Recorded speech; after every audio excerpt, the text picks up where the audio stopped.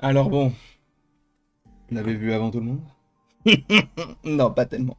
En fait, je jouais à Football Manager cette nuit et boum, Vlatipa que My Time to Shine, je suis abonné payant, nous dit ah oui, le Punisher est dans Spider-Man 4. Moi, dans un premier temps, je me dis bon, ça fera une vidéo pour demain. 10 minutes plus tard, il y a l'article de Hollywood Reporter. J'aurais pu le faire cette nuit, j'aurais pu faire la vidéo cette nuit, mais forcé de constater que je n'avais pas envie de le faire. J'avais envie d'attendre demain, enfin du coup aujourd'hui, et c'est pourquoi on se retrouve maintenant, parce que oui, ce qui est fou, c'est que le Punisher, John Bernthal, est dans Spider-Man Brand New Day. Sachez que dans la journée, alors déjà je vous le dis, il y aura la critique d'Elio, que j'ai vu hier, et on va faire une autre vidéo par rapport à Spider-Man Brand New Day pour parler du casting et des personnages qu'on s'attendrait à voir, parce que dites-vous bien qu'il y aurait, bah du coup, en plus de Spider-Man, le Punisher, un autre et un autre. Et ces trois persos, on va dire, n'ont rien à voir, et pourtant, ils seraient bel et bien dans Spider-Man Brand New Day. Bref, sachez que je suis donc très content de vous retrouver aujourd'hui. Moi, en vrai, je trouve que c'est une bonne nouvelle après... Oui, petit tour sur soi-même. Ce n'est plus vraiment un film de Spider-Man. C'est un crossover, quoi. Et c'est le problème qu'il y a, bien sûr, mais ça fait toujours plaisir de voir des personnages qui interagissent les uns avec les autres, et où tu te dis, mais en vrai, il n'y a aucun sens que lui parle à lui. Et pourtant, là, il va y avoir des petites connexions plutôt sympathiques. En tout cas, on va directement aller sur l'article de The Hollywood Reporter, et qu'on va lire tous ensemble. Vous le voyez, John Bernthal rejoint Tom Holland dans Spider-Man Brand New Day. D'ailleurs, ce qui est intéressant, c'est que premièrement, les deux sont amis depuis quand même pas mal de temps, parce que je crois qu'ils tournaient tous les deux dans un film, et en fait, ils avaient passé en même temps le casting respectivement pour le Punisher et pour Spider-Man. Et du coup, ils se tenaient au courant, etc., de dire, ah non, mais du coup... Non, je crois qu'ils même, ils s'entraînaient l'un et l'autre. L'un s'entraînait en tant que Spider-Man avec John Bernthal, et l'autre s'entraînait avec Tom Holland en tant que Punisher. C'est fou quand même. Et là, les deux sont dans le même projet. C'est une folie. Sachant en plus de ça que John Bernthal et Tom Holland, on les retrouvera également 2 semaines avant la sortie de ce film pour le film The Odyssey, donc le nouveau film de Christopher Nolan qui, je crois, sort le 17 juillet aux États-Unis, si je ne dis pas de bêtises. John Bernthal est apparu dans plusieurs séries télé, Marvel, donc dans le rôle du justicier impitoyable connu sous le nom de Punisher, bon on l'a vu surtout dans la série Daredevil et dans sa série à lui, et a même été la tête d'affiche de sa propre série, sachant que c'est vrai que My Time to Shine, en plus de ça, a soulevé un point très intéressant, c'est que là, on semble donner une importance de ouf au Punisher, parce que en plus, a priori, le rôle du Punisher serait un rôle majeur. Est-ce que ce serait l'un des antagonistes du film? Je ne sais pas, mais en tout cas, il serait dans le film avec un gros rôle. Moi, ce que je me dis, et ce que My Time to Shine s'est dit aussi, du coup, une petite connexion, c'est que, et si le special, en réalité, il ne le transformait pas en un film? Tu vois, parce que c'est pas forcément un truc, enfin, en tout cas un projet qui serait compliqué à produire et à faire. Tu vois, déjà un special ça dure 1 heure. Tu peux te permettre d'allonger un peu le truc et de proposer un projet Punisher au cinéma. Ça pourrait être assez intéressant. Je ne sais pas s'ils iront jusque-là, mais bon. Il porte désormais ses armes sur grand écran. Bernthal a rejoint Tom Holland dans Spider-Man, donc Brand New Day, le dernier film Spider-Man de Sony et Marvel, avec donc Destin Daniel Cretton à la réalisation, dont le tournage aura lieu en Angleterre cet été, et dont la sortie est prévue le 31 juillet 2026.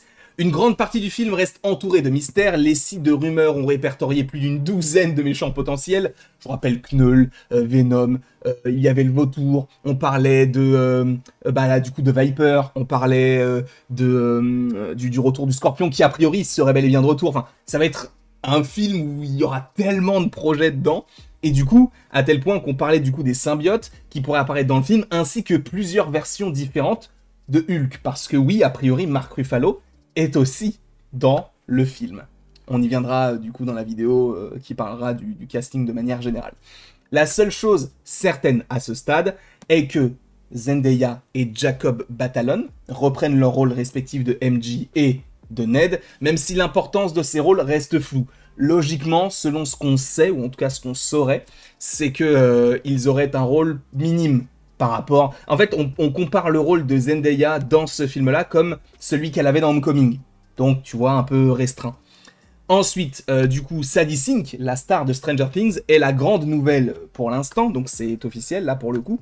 L'histoire se déroule après les événements du précédent film Spider-Man No Way Home, dans lequel le monde entier savait que Peter Parker était Spider-Man avant que cette information ne soit effacée, sachant que, évidemment, ça fait référence au sort de Doctor Strange qui a eu lieu donc dans No Way Home. Avoir Bernthal dans le rôle du Punisher semble suggérer une approche plus réaliste de l'histoire. On va mettre pause là-dessus. Ce qui est marrant, c'est que ce film-là, on s'était dit, mais attends, mais du coup, Spider-Man 4, ce serait réaliste. Oh, le Scorpion, Wilson Fisk, le Daredevil, le Punisher. Finalement, non, Sony veut Knull, Sony veut Venom, Sony veut mettre le vautour. Finalement, non, on repart sur un truc un peu réaliste avec Hulk. Finalement, non, on part sur toute autre chose, encore le multivers. Et là, on repart sur quelque chose qui a l'air d'être, on va dire, terre à terre. Et ça fait du bien. Ça fait vraiment du bien. Alors, est-ce que le Scorpion sera le méchant principal et ce serait génial de le développer ici? On verra, mais en tout cas là, ce qu'on peut se dire, c'est que, évidemment, je pense qu'il y aura une part de multivers dans le film, parce que le film pourrait évoquer un peu ce principe-là, mais surtout, il faut évoquer l'histoire de Spider-Man, parce que c'est vrai qu'on peut se dire c'est trop cool, il y a le Punisher, il y a Hulk, il y a ci, il y a ça, mais il faudrait que ça reste en fait un film sur Spider-Man. Mais bon, en vrai, moi ça me dérange pas tant, parce que je trouve... Enfin, en fait, moi, ce qui m'intéresse le plus là-dedans, c'est même pas forcément l'histoire ou le fait que Spider-Man revienne, c'est Destin Daniel Cretton. C'est le réal qui a été choisi, parce que lui, bon, on l'a vu avec Shang-Chi, il sait bien filmer les choses. Donc, et d'ailleurs, en plus de ça, Destin Daniel Cretton, c'est l'un des meilleurs amis de qui? De Captain Marvel, enfin, en tout cas, de Brie Larson. Et du coup, il la met dans tous ses films. Donc, logiquement, on peut même se dire que Captain Marvel peut être dans Spider-Man Brand New Day. Supposément. Bref. Puisque le personnage vient des bas-fonds de l'univers Marvel et, du moins dans les comics, utilise poing, couteau et armes à feu pour affronter les méchants, plutôt que sort ou technologie sophistiquée. Mais bon, le voir affronter un Hulk déchaîné pourrait être aussi amusant. T'imagines un combat Punisher Hulk dans un film Spider-Man? C'est pas le lieu, mais c'est génial comme idée, tu vois. Enfin, moi, je trouverais... Enfin, pour moi, c'est une superbe idée, tu vois.